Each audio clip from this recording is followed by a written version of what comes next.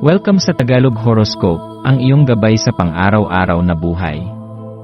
Hatid namin ang pinakadetalyadong horoscope na magsisilbing gabay mo sa pera, trabaho, pag-ibig, kalusugan, at swerte. Naway magtagumpay sa buhay ang lahat ng ating tagapakinig at subscribers sa buong mundo.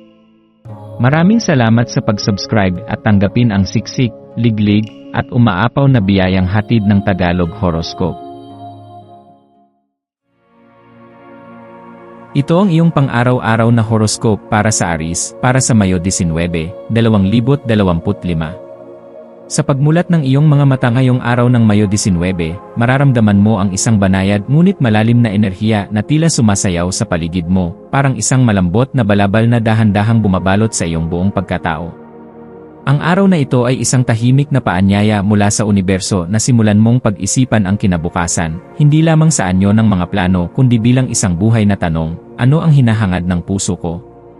Sa gitna ng katahimikan, mapapansin mong ang iyong mapangahas na espiritu ay muling bumubulong, naghihikayat sa iyo na muling sumubok, muling mangarap, at muling lumipad. Ngunit kasabay ng paanyayang ito ay ang paalala na kahit ang tapang ay dapat samahan ng pag-ingat. Ang likas mong pagiging matapang at puno ng pagnanasa para sa bago at hindi inaasahan ay maaaring magsilbing inspirasyon para sa sarili mong pag-unlad. Ngunit sa parehong pagkakataon, maaari rin itong maging bitag kung hindi mo babantayan ang direksyon ng iyong mga hakbang. Minsan, ang kasiglahan na nadarama natin ay hindi palaging tanda ng tamang landas. Minsan, ito ay sigaw lamang ng puso na naghahanap ng lunas sa kalungkutan. Kaya't sa tuwing makakaramdam ka ng pagnanais na sumugal o gumawa ng isang hindi inaasahang hakbang, tanungin mo ang iyong sarili. Ito ba'y mula sa kabustuhang umunlad o ito ba'y pagtatangka kong takasan ang isang damdaming hindi ko matanggap? Sa pagsagot mo sa tanong na ito ng tapat, doon ka magsisimulang bumuo ng mas malinaw at matibay na daan. Ang araw na ito ay nagbibigay rin sa iyo ng mas malalim na pakiramdam ng malasakit, isang kakaibang daloy ng empatya na dumadaloy sa iyong ugat at nagpapalawak sa iyong pananaw sa mga tao sa paligid mo. Ang pakiramdam ng pagiging konektado sa iba ay magiging mas matindi ngayon. Mapapansin mong ang maliliit na bagay, mga sulyap, mga salitang walang intensyon, mga buntong hininga, ay mas madali mong nararamdaman at nauunawaan. Sa ganitong sandali, napakahalaga na buksan mo ang iyong puso at hayaang ang malasakit ang manguna sa iyong mga pakikitungo. Hindi mo kailangang lutasin ang mga problema ng iba, ngunit ang pagbibigay mo ng pag-unawa at pakikinig ay maaaring magbigay ng liwanag sa madilim na bahagi ng kanilang araw. Tandaan, sa bawat aksyon mo, may alon itong nililikha at sa araw na ito, hinahamon ka ng universo na siguraduhin ang alon mo ay hindi sumisira kundi nagdadala ng ginhawa. Sa larangan ng iyong mga mithiin, lalong magniningning ang iyong dedikasyon. May sigla kang madarama sa tuwing isipin mo ang mga pangarap mo, mga layuning dati tila napakalayo, ngunit ngayon ay biglang tila abot kamay na. Ang araw na ito ay parang muling nagpapaalab ng iyong pagnanasa na magtagumpay, at dahil dito, may oportunidad kang muling pag-isipan kung saan ka papunta. Subalit sa gitna ng siglang ito, kailangan mong maging mapanuri. Ang labis na pagkasabik ay maaaring magbukas ng pintuan para sa mga padalos-dalos na desisyon, kaya't piliin mong kumilos ng may lalim at intensyon.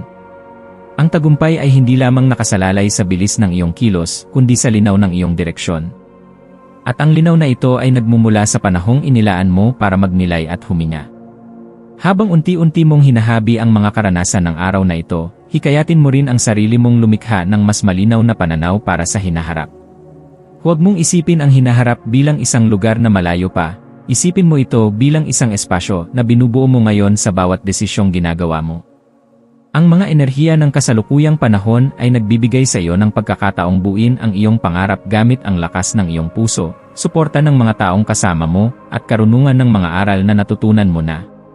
Sa gitna ng mga damdaming maaaring maghatid ng kalungkutan o pagkalito, piliin mong makita ang mga ito bilang paalala na ikaw ay buhay, na ikaw ay isang nilalang na marunong magmahal, mangarap, at magmahal muli. Hayaan mong ang mga damdaming ito ang maging tulay mula sa kung nasaan ka ngayon, patungo sa kung sino ka talagang nilikha upang maging. Para sa mga aspeto ng buhay, ang kalusugan mo ngayon ay nangangailangan ng simpleng pag-aalaga. Hindi mo kailangang maging perpekto, ngunit kailangan mong maging totoo sa iyong katawan. Makinig ka sa sinasabi nito, sa kapaguran, sa pananakit, sa tahimik nitong pakiusap na sana'y makapagpahinga ka kahit sandali. Sa usapin ng trabaho o karera, maaaring may mga bagong oportunidad na bumubukas, ngunit kailangan mong tanungin ang sarili mo kung ito ba'y tugma sa tunay mong layunin. Sa larangan ng relasyon, ngayon ang tamang oras upang linangin ang komunikasyon.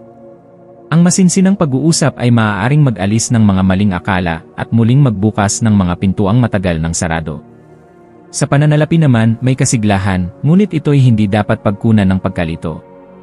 Maglaan ng oras para planuhin, hindi lamang ang paggastos, kundi pati ang pagtitipid at pagpapalago.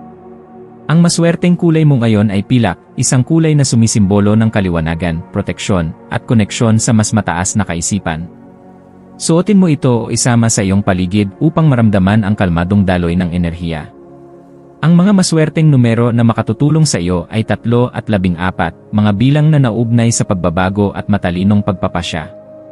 Ang maswerteng gawain na maaari mong subukan ngayon ay ang paggawa ng simpleng plano para sa isa sa iyong mga pangarap, hindi kailangang malaki, sapat na ang isang maliit na hakbang. Halimbawa, kung pangarap mong magsulat ng libro, magsimula sa isang pahina. Kung nais mong magtayo ng negosyo, magsimula sa pag-research. Ang pinakamahalaga ay kumilos ka, kahit kaunti. Sa pagtatapos ng Mayo 19, mararamdaman mong tila may malaking pagbabago sa loob mo, kahit wala namang konkretong nangyari sa labas. Dahil ang tunay na pagbabago ay laging nagsisimula sa loob, sa paraan ng pagtingin mo sa sarili, sa layunin mo, at sa papel mo sa mundo. Sa araw na ito, ikaw ay hinubog hindi lamang ng mga tagumpay kundi pati na rin ng mga tanong na nagpaikot sa iyong isipan. Ang araw ay nagwakas, ngunit ang paglalakbay mo ay nagpapatuloy, at sa bawat hakbang ay mas lalalim ang pag-unawa mo sa sarili mong kapangyarihan. Maging mapagpasalamat ka, Aries. Hindi lahat ng araw ay puno ng aksyon, ang ilan ay tahimik ngunit makapangyarihan, tulad nito. At sa katahimikan ng araw na ito, natutunan mong muling makinig sa iyong damdamin, muling magtiwala sa iyong mga pangarap, at muling yakapin ang iyong katotohanan. Patuloy kang lumalago, at ang paglago mo ay hindi batay sa kung gaano karaming naabot mong tagumpay kundi kung gaano kalalim ang pag-unawa mo sa sarili. Ang araw na ito ay isang paalala na ikaw ay hindi lamang nilikha para magtagumpay, ikaw ay nilikha upang magmahal, umunawa, at magsilbing liwanag sa iba. Sa katahimikan ng gabi, dalhin mo ang pasasalamat sa puso, at isara ang araw ng may tiwala na bukas ay isa na namang pagkakataon para sumubok muli.